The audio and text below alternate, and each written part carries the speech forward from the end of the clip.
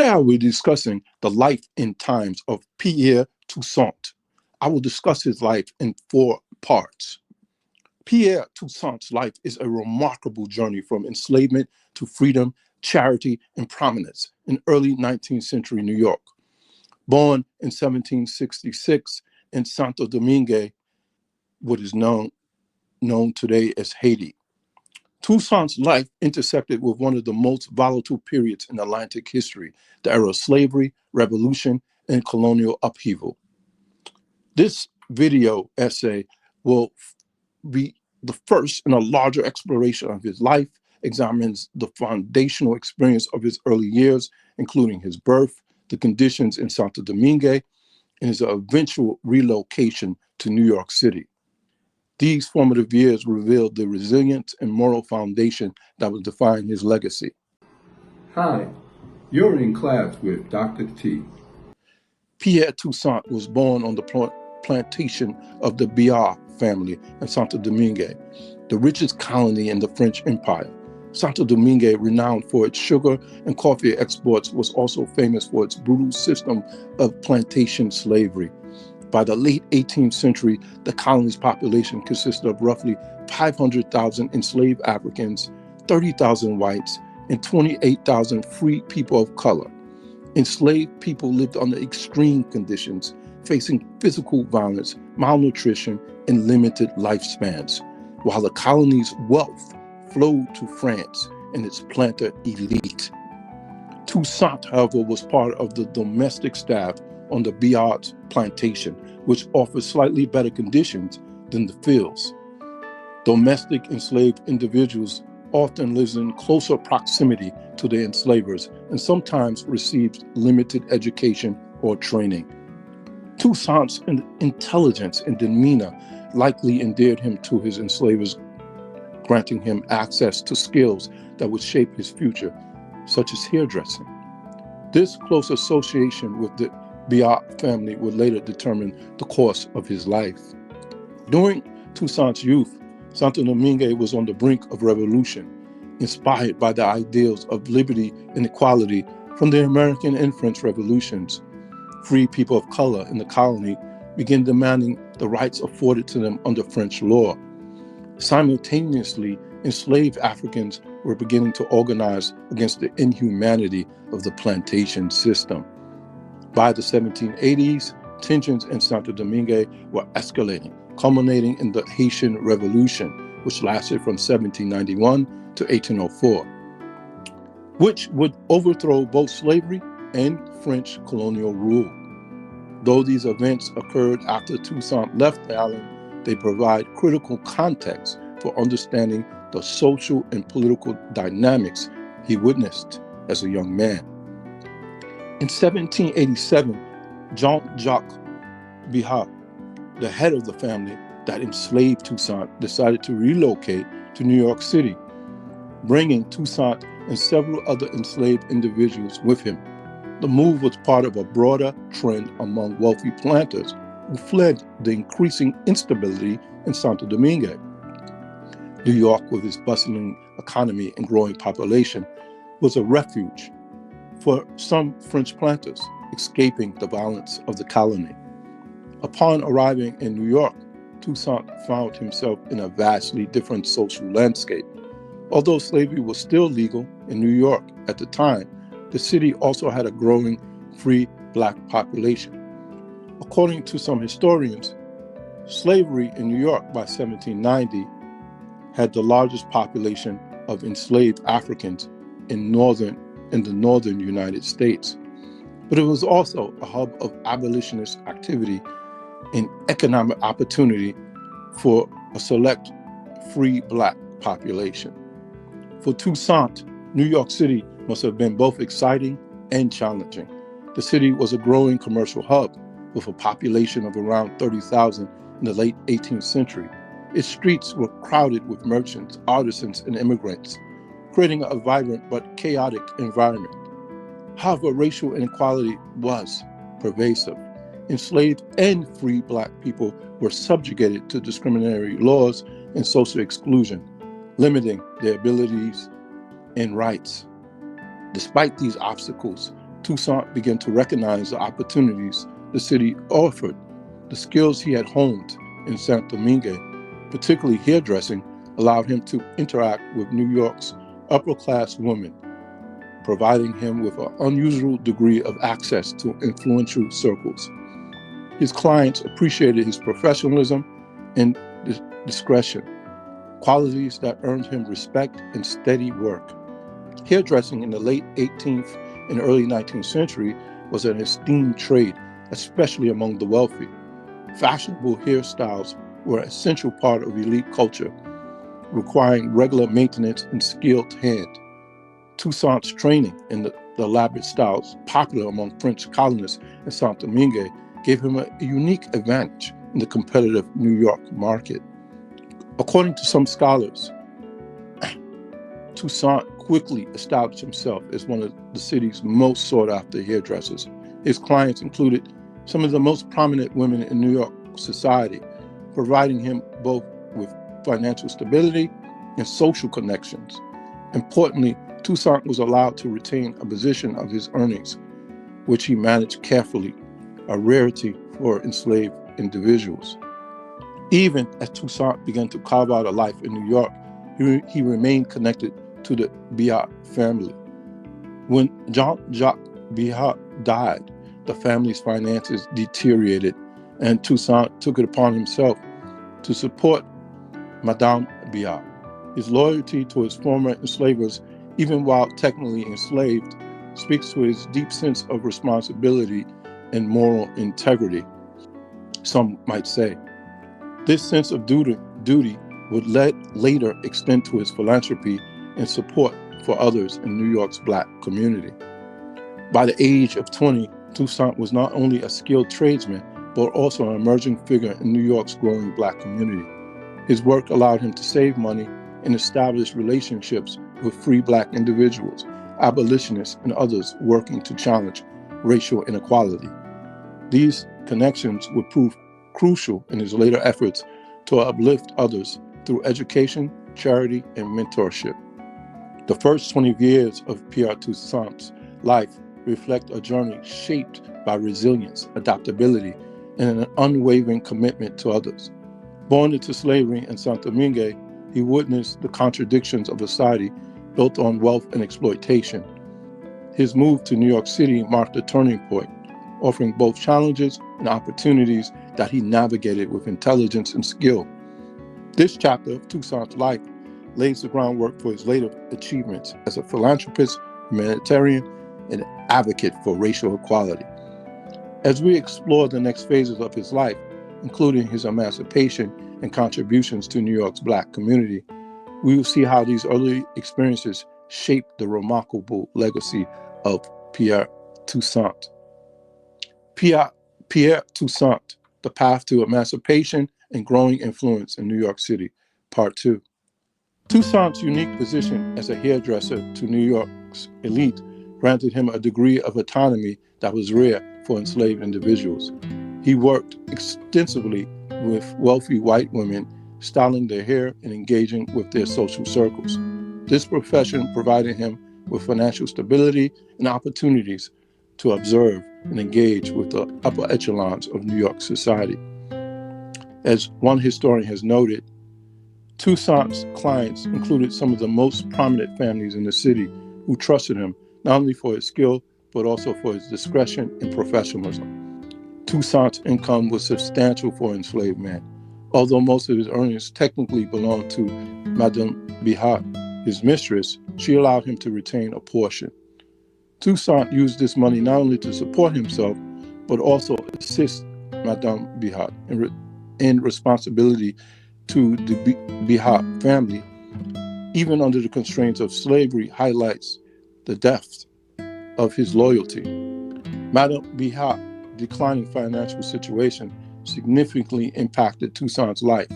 As she struggled to make ends meet, Toussaint became the primary breadwinner, ensuring her well-being while continuing to expand his reputation as a hairdresser.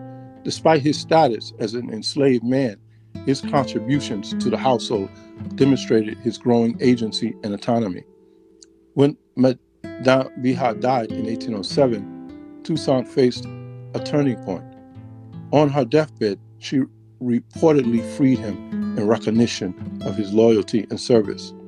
This act of emancipation formally liberated Toussaint, though in practice he had already lived with significant independence due to his income and social connections. Toussaint's freedom, however, was not an end in itself. It became a platform for humanitarian work and moral mission. A devout Catholic, Toussaint's faith played a central role in shaping his worldview and actions. The Catholic Church in New York was still in its infancy during Toussaint's lifetime. With the first Catholic cathedral, St. Peter's Church, having been built just a few decades earlier, Toussaint became an active member of St. Peter's Church, attending Mass daily and devoting himself to charitable works. Toussaint's spirituality informed his commitment to others, particularly the poor, the sick, and the marginalized. He embraced the church's teachings on charity and community, often saying, "I have enough for myself, but if I stop working, I cannot help others." His faith was not passive, but active, guiding him toward a life of service and self-sacrifice. After his emancipation, Toussaint turned his attention to supporting New York's growing but vulnerable Black community. In the early 19th century, free Black individuals in New York faced significant challenges, including limited access to education, employment discrimination, and the constant threat of violence or re-enslavement under restrictive laws. Toussaint's work as a hairdresser provided him with financial resources that he used to quote-unquote uplift others. What were some of the key contributions to the community? 1. Support for orphans and the poor. So Toussaint regularly donated to orphanages and other charitable institutions, often providing financial assistance directly to families in need. His contributions extended beyond monetary support. He would personally visit the sick and care for the destitute. 2. Sponsorship of education. Toussaint believed in the transformative power of education. He used his earnings to pay for the schooling of young Black men, helping them gain the skills and knowledge necessary to build better futures. 3. Caring for refugees. As Haitian refugees fled the violence of the revolution and its aftermath, Toussaint offered support, providing shelter and resources to help them rebuild their lives in New York. By his mid-30s, Toussaint had become a respectable figure, not only in the Black community, but also among New York's elite. His clientele often spoke of his exceptional skill, integrity, and kindness, and many wealthy families viewed him as a trusted confidant. Despite the rigid racial hierarchies of the time, Toussaint managed to navigate these divides with dignity, earning the admiration of those around him. In a society that dehumanized Black people, Toussaint's reputation was a powerful tool.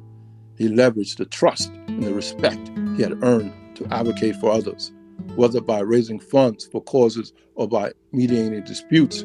His ability to connect with people across racial and class lines was a testament to his intelligence and moral character. While Toussaint achieved a remarkable degree of success, his life as a free Black man was not without challenges. New York's Black codes and other discriminatory practices created constant obstacles for people of African descent. Free Black individuals were barred from voting, excluded from many professions, and subjected to systematic racism.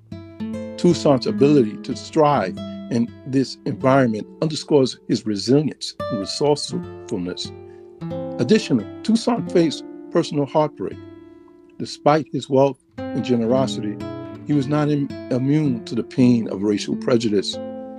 His wife, Juliette, also a Haitian refugee, shared his commitment to philanthropy, and together they faced the challenges of life in a society that viewed them as second-class citizens.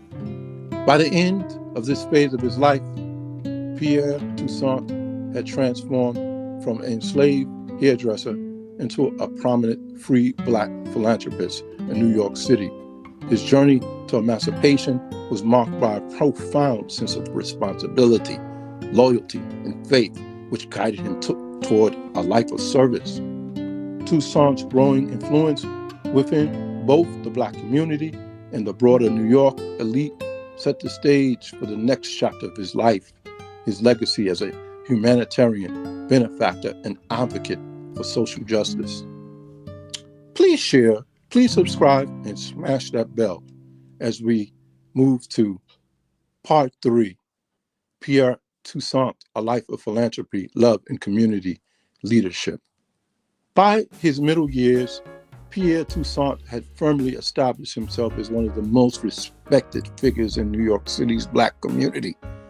Freed from slavery in 1807, after the death of his enslaver, Madame Biha, Toussaint used the financial success he achieved as a hairdresser to become a benefactor and leader in the community. His actions demonstrated an extraordinary ability to turn his personal success into collective progress. Toussaint's philanthropy was deeply rooted in his Catholic faith and his belief in the dignity of all people. He consistently used his earnings to help others, including direct aid. He provided financial assistance to families in need, often helping to pay rent or buy food. He helped refugees from Haiti.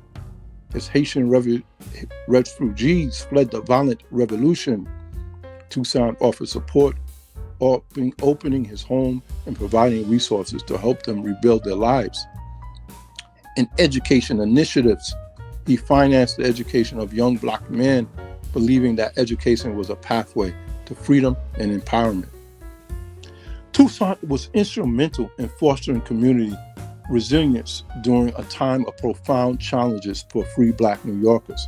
The city's Black population faced systematic discrimination, restrictive laws, and violence, including periodic riots targeting Black neighborhoods. Despite these obstacles, Toussaint's efforts helped build a sense of solidarity and support. He donated generously to the construction of St. Patrick's Old Cathedral, where he attended Mass daily. This act symbolized his commitment to creating spaces for spiritual and communal gatherings.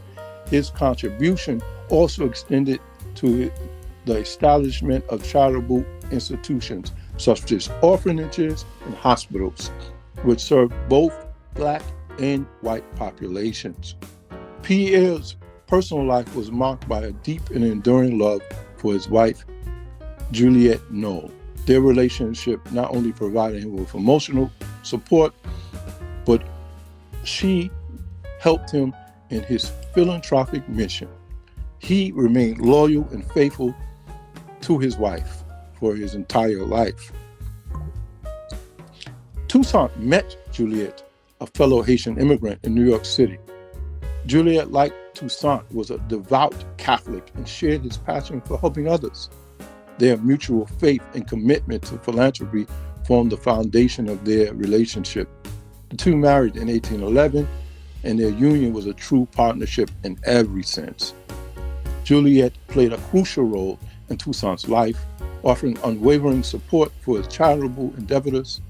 She not only encouraged his work, but also participated, often caring for the sick and assisting in their efforts to support orphans and impoverished families.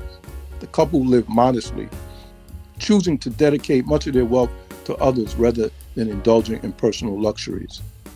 The Toussaint's home became a sanctuary for many in need. They took in orphans, provided shelter to the homeless, and hosted Haitian refugees. One notable example of their generosity was their adoption of Euphemia, the orphan daughter of a friend. Toussaint and Juliette raised Euphemia as their own child, ensuring she received an education and a loving home. The couple's home also served as a gathering place for discussion on faith, social issues, and community building.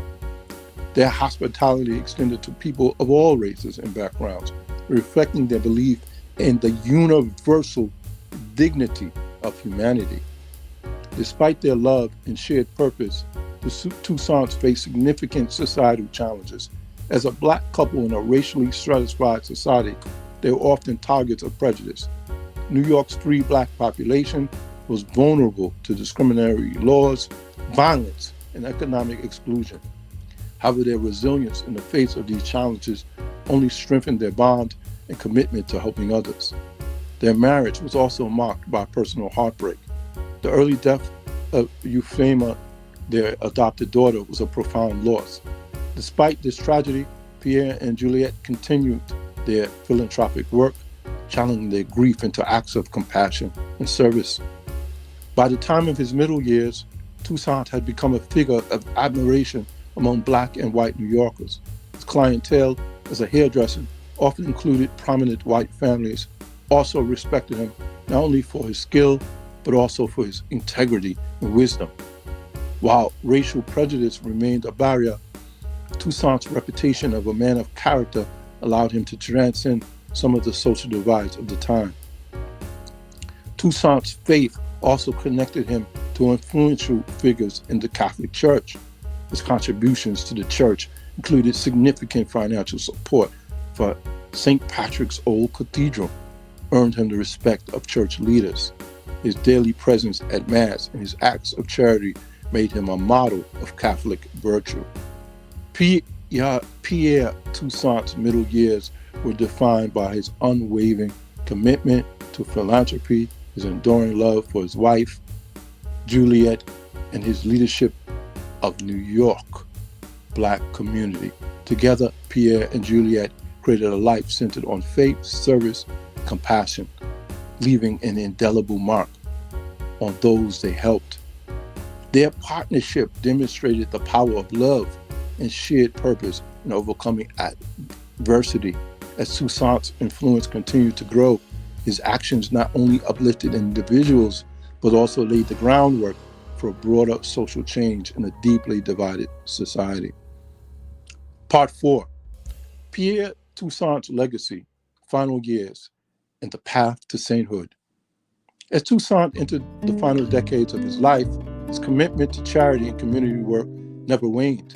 Despite advancing age, he continued to support New York's Black population and the city's most vulnerable residents. His faith and resilience served as a foundation for his tireless efforts. His philanthropic endeavors. He cared for the sick. Toussaint was known for personally visiting the homes of the sick and dying, offering financial and emotional support. His work during cholera outbreaks in the city demonstrated his selflessness as he risked his own health to care for others. Support for orphanages. He remained a major benefactor of orphanages in New York, particularly those run by the Catholic Church. His donations helped ensure that children who might otherwise have been left destitute had access to food, shelter, and education. Financial contributions. Toussaint regularly donated to the construction and maintenance of churches. Again, this included St. Patrick's Old Cathedral. His generosity helped establish Catholic institutions that served both Black and white congregations. Though Toussaint earned significant wealth as one of New York's most sought-after hairdressers, he lived modestly and spent the majority of his earnings on others. By the end of his life, he was not impoverished, but he had deliberately chosen to forego personal luxury in favor of helping others. Charity over wealth. Toussaint's approach to finances was charity over wealth. He was more concerned about having spiritual values. He once remarked, "I have enough for myself, but if I stop working, I cannot help others." This philosophy guided his financial decisions, leaving him with enough to live comfortably while prioritizing others. At the time of his death, Toussaint had few material possessions, but his legacy of generosity far outweighed any wealth he could have accumulated. His enduring impact was seen in the lives he touched and the institutions he supported. Pierre Toussaint died on June 30th, 1853, at the age of 87. He passed away in the home he had shared with his wife, Juliette, until her death in 1851. His long life was a testament to his physical and spiritual resilience, as well as unwavering dedication to others. His funeral was a significant event attended by members of both Black and white communities, including prominent figures in New York society. His contributions to the Catholic Church were recognized, and he was buried in St. Patrick's Cemetery, a rare honor for a Black man in 19th century New York. In 1990, his remains were removed to the crypt beneath St. Patrick's Cathedral in Manhattan, symbolizing his elevated status within the church. Pierre Toussaint's legacy is one of humility, service, and unshakable faith. His life offers an extraordinary example of how an individual can transcend the constraints of slavery, poverty, and racial discrimination to become a beacon of hope and compassion. Recognition by the Catholic Church, canonization process. In 1996, Pope John Paul II declared Pierre Toussaint venerable, a significant step in the process of canonization, recognizing his life of heroic virtue. This designation places Toussaint on the path to sainthood. The process requires the verification of miracles attributed to his intercession before he can be officially canonized. Why Toussaint is revered? The Church regards Toussaint as a model of Christian charity and humility. His ability to forgive and serve others, even after enduring the injustices of slavery, exemplifies the highest ideals of the faith. Toussaint's life continues to inspire people of all backgrounds, particularly in the Black Catholic community, where he's seen as a symbol of resilience and faith in the face of systematic oppression. Schools, churches, and charitable organizations have been named in his honor, ensuring that his legacy of service and compassion lives on. In conclusion, Pierre Toussaint's journey from an enslaved child in Saint Domingue to a beloved philanthropist and candidate for sainthood in New York is a testament to the power of faith, perseverance, and love. His later years, marked by continued service, unwavering generosity, solidify his place in history as a man whose life transcended circumstances.